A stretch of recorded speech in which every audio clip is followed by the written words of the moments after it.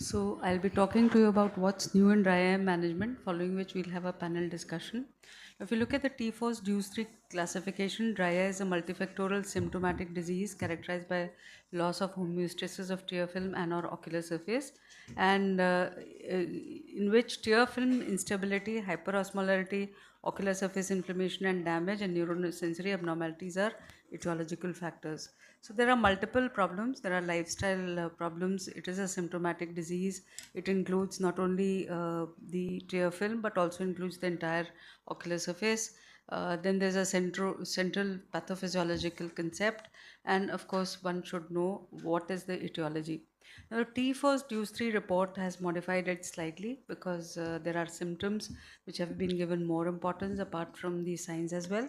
And there are various components such as tear film component, eyelid anomalies, and ocular surface and adnexa component, along with associated systemic conditions. If we look at the T4's Deuce 3 diagnostic algorithm, the screening questionnaire is very important in the form of OSDI questionnaire or any questionnaire, plus non-invasive breakup time, osmolarity, and ocular surface staining of the cornea, conjunctiva, or the lid margin. There are various algorithms which have been described. The first algorithm looks at the etiology, so the etiological driver tests related to any of the components of the tear film, including the lipid layer, the mucoaqueous phase, the glycocalyx, and the corneal endothelium. And based on that, there are evidence-based interventions for each of the layers so that this can be addressed. But sometimes it's like a mixed picture where lipid layer will also be involved and aqueous layer will also be involved. In that case, one has to follow depending upon which layer or multiple layers of the tear film are involved, one has to follow the intervention. So algorithm 2 looks at the treatment algorithm, and this could be in the form of anterior blepharitis or meibomian gland disease, and again topical and the oral medications for as well as other maneuvers for the same have been described. And the algorithm 3 actually looks at the ocular surface abnormalities, which could be anatomical misalignment, cellular damage, or inflammation. And again, there are evidence-based interventions for each of them. But important thing is that for inflammation, topical anti-inflammatory therapy is important. So the challenges are that there are well-grounded rationale for use of anti-inflammatory agents like steroids, cyclosporin, etc. in the management of dry eye disease, but there is low adherence and high rates of discontinuation in the dry eye disease therapy, mainly because of the fact that you do require maintenance therapy, and some people are not able to continue this for a prolonged period of time, whether it is lifitegrast or it is topical cyclosporin. The same applies, and more importantly, lifitegrast acts at a time later, much later than what the newer formulations of cyclosporin would act. So the challenges with cyclosporin ophthalmic solution is that it is an oil and water solution, so it is not that stable, it is not tolerated that well, and it must be shaken to resuspend drug particles. There would be blurred vision and low bioavailability. So cyclosporin 0.09% is the one which is we are looking at, which is by the name of Sequa, and this has a hydrophilic shell and a hydrophobic core, so that when this comes in contact with the tears, this gets dissolved, and the hydrophobic core, that is the nanomicellar, that is the secured hydrophobic core that has encapsulated cyclosporin, gets released, and which means that N cell encapsulates, it penetrates, and then finally it delivers. Now this unique N cell technology provides a superior delivery system over the conventional cyclosporin, and this has been seen in this study as well, where conventional cyclosporin was compared with the Sequa, and it was found that the corneal and the conjunctival concentrations were 3 times more. There have been phase 2b, phase 3 studies which have been undertaken, and also long-term safety extension studies are there which have shown good results with the nanomicellar cyclosporin 0.09%, that is Sequa, and this was a phase 2b, phase 3 study which compared cyclosporin 0.09% with vehicle and cyclosporin 0.05%. and it was clearly seen that the CEQA improved total corneal staining after just 14 days.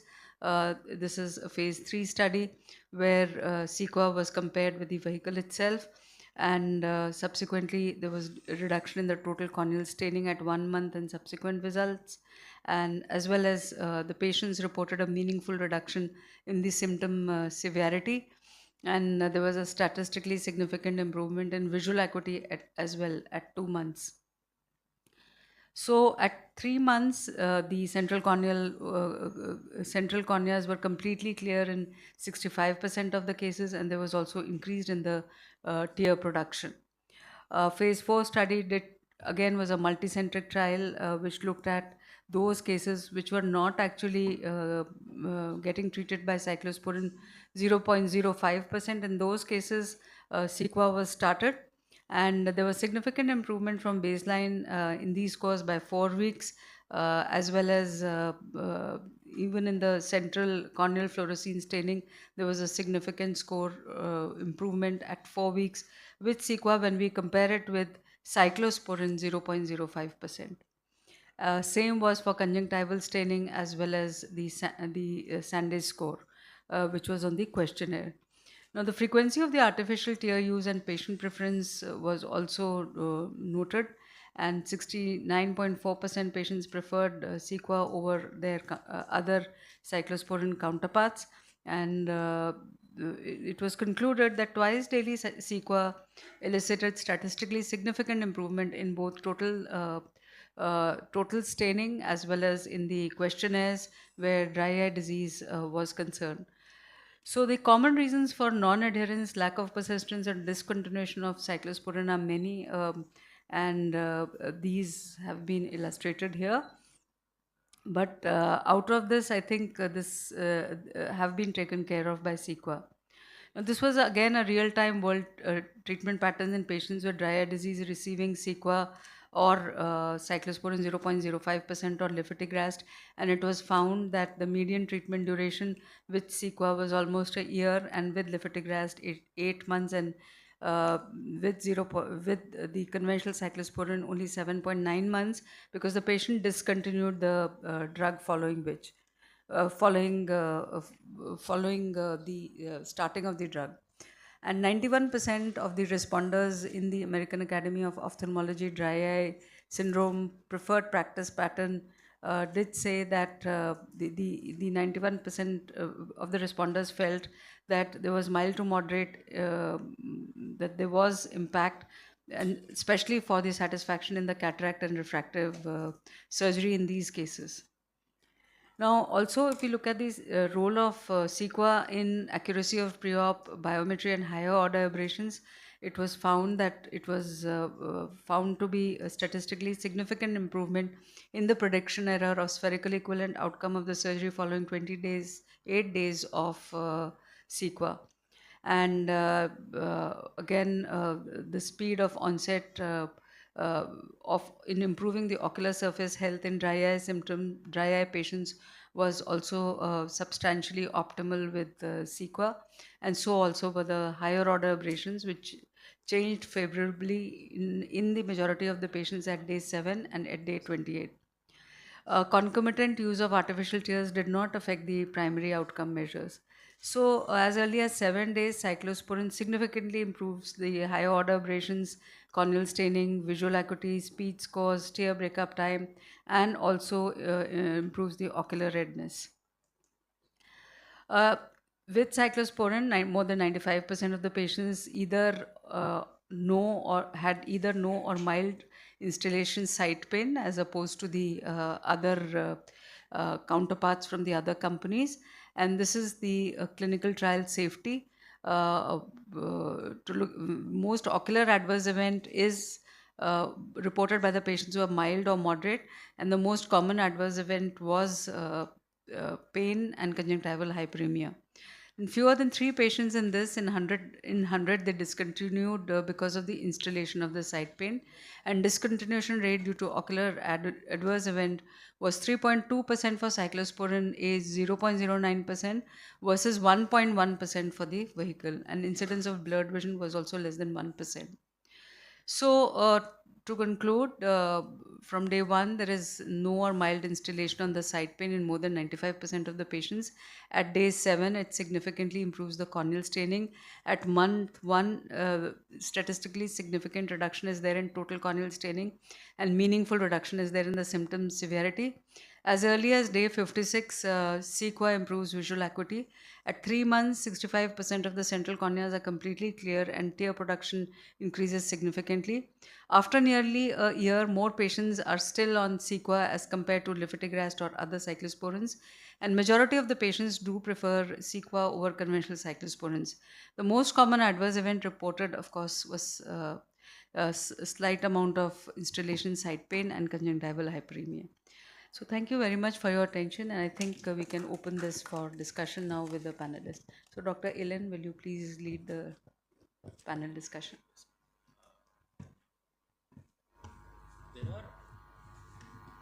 So you made it very well.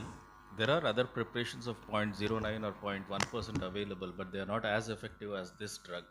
And you gave out the reason very clearly. One is the vehicle. Any other things what you think of? I think one is the vehicle, one is the molecule itself. Because of the fact that the outer part, I think it is very cleverly done. The outer part is as soon as it comes in contact with the tears, it gets dissolved, and it is the inner core which immediately comes into action. So that formulation itself, it is not a oil in emulsion kind of a formulation. Formulation itself does that trick. Does this also explain the reason why it is faster acting when compared to other cyclosporins? I think The same. Nimrit wants to say something. No, I'm listening. Yeah. So I think that is also the reason why it is acting. Third, any other indications other than dry eyes? No, we have used it for off-label indications in so many cases. I've used it for fungal keratitis as an adjunct therapy because I feel cyclosporin. You can't give topical steroids, but you can always give cyclosporin, which has immunomodulating effect and also has also takes care of the inflammation. Then we've used it for VKC. Then we've used it for resistant VKC. I think Praful has used it already, doing a project also on VKC patients, and sometimes even for graft rejections. So all these places we were using 2% previously. So wherever we were using 2%, we have shift to sequel. So the 2% was a oil-based formulation, but at this NMC form, the rapidity of onset is much better than that. And the 2% formulation, we did few studies at RP Center, and we didn't find any significant advantage of including that. But this 0.09%, as nowadays, if you compare 5 years before, steroid we were used to give in all the patients without even thinking. Now, as we are more aware about the steroid and its complication, and just to tell you, there is one thing called cumulative steroid responder. This I came to know recently. So even if some patient they don't have raised IOP at first instance. Okay, so suppose you gave it for 4 weeks, there is no IOP rise. Then after 1 month there is a recurrence of disease, and you gave it for another 4 weeks. So the more you keep on giving steroid, then the damage to the trabecular meso goes on more and more, and ultimately after 1 year you will be thinking that my patient is not a steroid responder, but he would have developed full blown glaucoma because of the steroid. So the problem with all these diseases like dry eye, orbit, VKC, in all these patients there will be breakout of inflammation in between. And earlier we used to give steroid.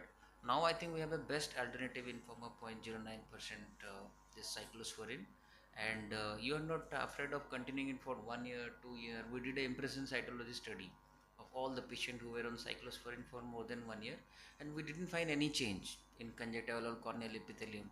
So this suggests this drug is not only safe and also effective. But of course there is a limitation, mild to moderate dry eye cases only. Severe cases you have to go to the boss, which is your steroid. Okay. So but other indications, as ma'am said, in VKC we are doing a ICMR sponsored trial. There we are there were significantly noting down that once you control the acute phase of VKC, if you continue it for a long period, then the recurrence is less. And also VKC is associated with some surface damage like dry eye associated factor, that is also less. So this drug has a lot of advantages when you see dry eye versus others also. Graft rejection I haven't used it because graft rejection I feel the inflammation is deeper. It's in the iris plane, ciliary vessels are involved. So it may have some role, but for graft rejection I feel if you have a patient of where you are expecting graft rejection may be there, then you will have to give steroid. or some other drug. Sir, your thing, Praful spoke about BKC. Running mic है, running mic. एक दे दो Mic man. then. So, before Madam asks, what is you have been with an institute and now you to practice? I have two questions for you. One, in case of VKC, which is your primary drug, he had mentioned it, and number two, the problem what we face when we prescribe this drug to the patient is the cost. How do you try to manage that in your practice? Well, I think Professor Praful Mohana has excellently explained the role of cyclosporin in VKC. Of course, he underlined that if you have a very severe symptoms in the beginning, you have to use steroids, but then long-term effect of the steroids are well known. So we can add at that time cyclosporin. Other preparations, they take time to act. The beauty of this preparation is that when I started using, I had not gone into the literature. So in one of my patients who are having dry eye and also some allergy, she was not responding to steroids and others.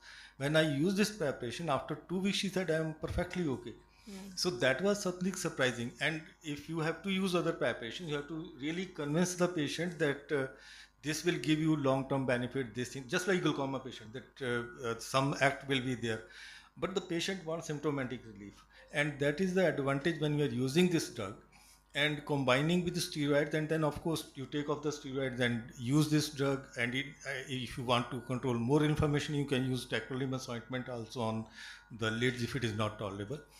And the other thing is that which I have found very useful is that whenever I used to prescribe to my patient cyclosporin, I had to think twice because all the patients were from far off places, that if the drug doesn't suit, the patient has paid and it will be backfire to us. But this drug has better tolerability compared to all other preparations, and we don't find that kind of problem with this drug. And of course, the last point, which is least important to me, is the cost. I manage cost by advising patient to use one single applicator for 2 days.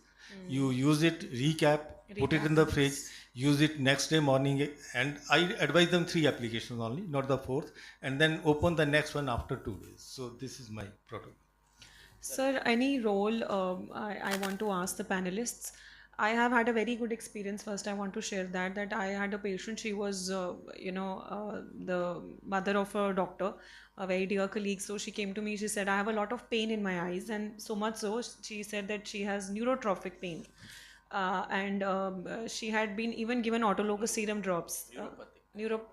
No, this is the word she used, that I was in Canada, and they said I have neurotrophic keratopathy, and I was shocked. The eye surface was completely normal. There was nothing exactly. I was shocked. I also was like, neuropathic or neurotrophic? They said no, I have been labeled as neurotrophic keratopathy, that I have some nerve damage or something, and then my it's not working out. I've been given autologous serum drops on a eye surface which is completely well epithelialized, looks like it's like my eye, normal neat eye. And so she was like, I don't know what to do. And she had tried Restasis, and I was literally at the end of my wits, and I gave her Sequa with a lubricating eye drop. I started again, as sir said, with mild steroids and Sequa, and surprisingly she said that Sequa is the only drug which is giving, like, it is one of the drug which gives her a lot of, like, that releases the pain. So I also then tried to explain her that you don't have neurotrophic, you have neuropathic pains, the vague pains which we don't understand, but somehow Sequa helped in that. Now my next question is from, if Dr. Ashok or Dr. Prafulla can tell me, if you feel there is any indication of these cyclosporin medications in those recurrent stromal viral keratitis, like, or in subepithelial infiltrates post-adenoviral. One is that, and in recurrent stromal keratitis, because do you feel that we are writing steroids, but is it okay to write cyclosporin also? So in both these indications, if we can widen the spectrum of cyclosporin. So two things you asked. One is Post-adenoviral post-viral. Yeah. subepithelial infiltrates, and most importantly, I have a dilemma if we can give it in those recurrent stromal keratitis. So first is post-viral. There are two different school of thoughts, and few surgeons they believe that steroids should be started early because you want to control the subepithelial infiltrate which are immune infiltrate. The second school of thought is don't give steroid at all. This is normal immune reaction, so let it be like that. The infiltrate will persist for a long time, but with over a period of time, uh, it may be gone. So I feel if you have started steroid, you cannot continue it for a long time Yes. because once you start steroid, this patient they need immunomodulation for maybe 1 year at times 2 year. So for that group of patient, yes, you start with steroid. The moment you feel your infiltrate are going or gone, then taper steroid and simultaneously you can start You're talking of cyclosporin. stromal keratitis, stromal immune. Post-viral immune infiltrate, adenoviral GC attack. Yeah. Post-adenoviral, yes. So that is one approach. Suppose you don't want to give steroid, then you have to start it immediately because nowadays we are doing the same. Instead of starting steroid, we are giving lubricating drop and cyclosporin. We don't have good evidence that it's going to work, but yes, you know that immune system is active, and you are giving something that is modulating the immune system in favor of good outcome. So in either way, cyclosporin has a role, I feel. The There is second you another role. said There's another role there. Most of these viral dry conjunctivitis eye, end up yes, developing dry dry eyes. eye. So it can take care of that also. Third is, and second you asked about recurrent viral stromal Recurrent viral keratitis. stromal So I'm telling keratitis. you to be as a primary therapy, it's no, because as I said, like graft rejection in stromal keratitis, the inflammation is not your superficial. It's a deep Yes. inflammation, right? Interchamber is getting involved. I have a point in this. Once nemular keratitis post-adenovirus, we started both steroids as well as the cyclosporin. Then we taper the steroids over time and continue the cyclosporin. Yes. Sir, But we give simultaneously both things. the reason for that was those days whatever cyclosporin we had used to act only after 4 weeks, sir. That's why the first 4 weeks we were using the steroids. Now this drug, if not 1 week, at least in 2 weeks, 2 weeks. definitely there is a Definitely it response. starts. Still, for those 2 weeks, we have to give Initially, steroids. maybe.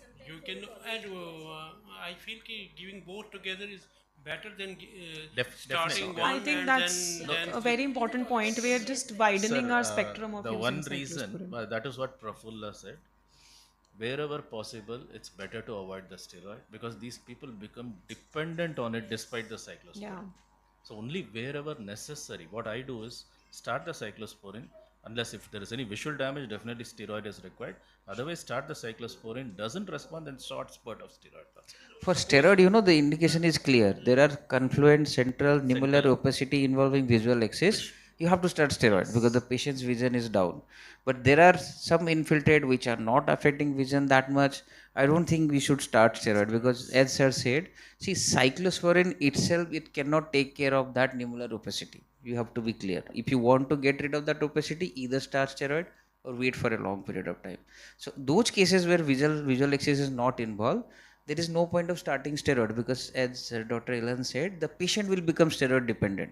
The moment you taper it off, the lesions reappear. Yes. So Sir, that the point in there is once we start the steroids, the vision is already affected. Then we start the steroids. this is what I'm saying. That's So the that's the indication is clear cut for indication. starting Vision steroid. is affected because of the nemular keratitis. We start the steroids. Otherwise, we can wait and we can continue the cycle. So in that group, yes, only cyclosporin can work. One more indication. I think it's also subjective. In case vision is also not affected, and the patient is a driver and he is do night driving, he gets those halos because of the small infiltrates. Even then, we have to start steroids in this case. Yeah, true. Anything that visually incapacitates your patient, you have to give steroid. So one more indication I feel is suppose any surgery we do cataract surgery and the post-op patient develops acute epithelial Sir, keratitis. just before this, my talk in the other room was dry eye with during cataract surgery. One simple way I'll finish this. From two onwards, I would like to start cyclosporin minimum of 4 weeks. That's what is the guidelines given by ASCRS also. Start it 4 weeks before the cataract surgery, and number 2, continue for at least 6 months. That's right, but You do suppose it, patient, you started before surgery. Yes, it has to be. suppose first day patient develops. So you have to do the dry eye checkup before the surgery. Suppose first day after surgery, patient develops acute epithelial keratitis due to viral, either a simplex or a zoster type. So that can happen only in 2 conditions. If you have not diagnosed dry eye before cataract surgery, so as of now, the protocol that we follow and what is prescribed by ASCRS is screen all cataract patients for dry eye before the cataract surgery. Number 1. Number 2, first day, if we had screened and treated this patient, chances of him developing an epithelial defect because of dry eye is very, very less. So it is some other reason. I'm telling, suppose patient is a pre-existing viral disease, and you don't know. Viral disease. Okay. Yes, and patient, you operate on the patient, do the surgery, and on the first day, patient develops acute dendritic ulcer. Suppose. So this person needs systemic as well as topical Absolutely. antivirals, sir. So dendritic, for dendritic, cyclosporine is not a treatment option.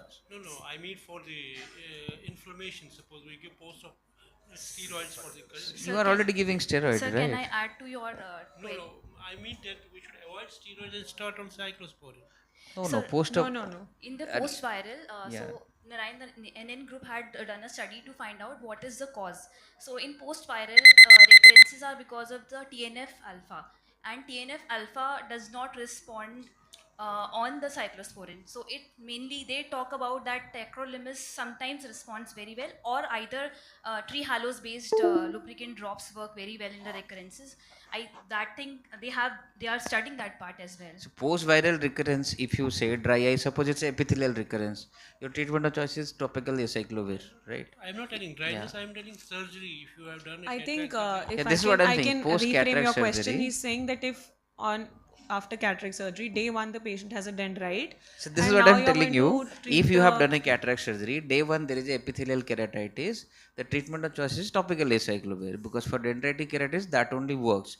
You have to withhold steroid. Why? Because if you give steroid in presence of epithelial That's what he's keratitis, saying, that yeah. if you have to withdraw the steroid, in place of the steroid, can you give sequa? Is it No, safer? I don't think No, so. sir. No, I don't think I think that It's is not a an complete alternative to no. steroid. It is not an I think alternative. it's It is going to NSAIDs cause which immune would weakening add to there. that. And NSAIDs you don't know how this immunomodulation is going to affect. If steroid can lead to a geographical ulcer, what if cyclosporine also has the same effect? So it's better Yes. to avoid any immunomodulation when your virus is actively proliferating in the epithelium. So it's better to So avoid. I have had a cyclosporin, case like that, yeah. Cyclosporin was introduced itself. This is way back in 2003. The study submitted to FDA showed that there were 2 recurrences of HSV keratitis after using cyclosporin, even in a normal patient, not cataract patients. So that is The second point which we were discussing is post cataract surgery stromal keratitis. You asked, right? No, not post cataract surgery. I was asking if you indicate Recurrent cyclosporin- stromal keratitis, recurrent right? stromal So again, keratitis. that inflammation is deep. No, I don't think steroid. We have an alternative to steroid, but there are patients. I have a UPSC aspirant. She had 7 recurrences of stromal keratitis in 1 year. Okay, maybe because of the stress-related factor, and I was very skeptical because a young lady, I don't want to give her steroid for 1 year. So in that patient, I have started this drug, and the recurrences are still there, but somehow she doesn't get that severe visually incapacitating recurrences. And you're giving cyclosporin in Yes. that patient. I really want to appreciate you increase my knowledge on cumulative steroid responder. That's a very important I factor. did not have the word for it, but yes, even I have seen. I had a patient. We did keratoconus patient. One eye we could do cross linking. Other eye we did a DALC. And in cross linking we gave steroids. It was fine. The other eye we did a DALC. 3 months later they came. Everything was going fine. Suddenly now the patient is a steroid responder. So eventually, now when the graft settled in DALC, obviously. Excuse me. Why was he on steroid? I think the very pathology behind a steroid responder, if we go into the pathology of a steroid responder, we know that steroids induce fibroblast deposition in the epithelial network. And it's definitely going to be cumulative if you keep on going. This is known from a long time. I think it's very clear that cumulative responders are very normal and very, I think every person rather who's a steroid responder is a cumulative responder. Yes, Yes. but normally, you may be a glaucoma specialist, but if you look, if you ask the cataract surgeon or They maybe don't know corneal the. surgeon, they don't know this concept. They believe, yes, there Yes. were two theories. You give One dexamethasone for one four are steroid weeks. responders and Yes, the others are not, and they're not for yes. life.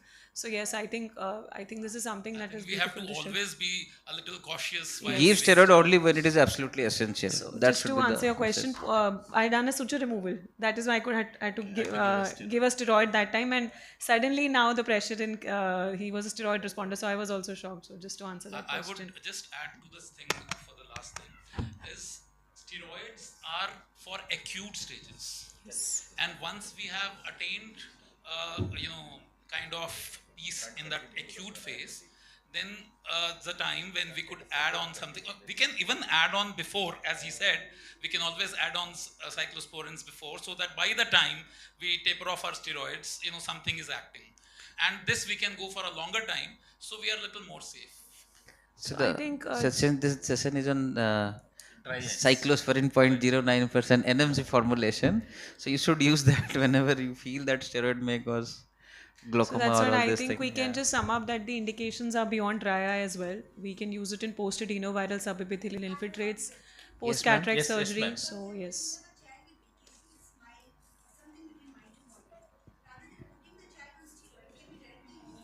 Yes, ma'am. That is what Very we were true. talking We are about. doing that in In fact. fact, there is a guideline, preferred practice pattern released by a group of ophthalmologists. I don't know the name of that study. There they propose using cyclosporin before steroid, before even tacrolimus at this concentration. So with this, I think we are getting that message times up again and again. Let's close this session and thank you all for Thank that you so wonderful much. interactive session. And any questions we can discuss in lunchtime. Thank you.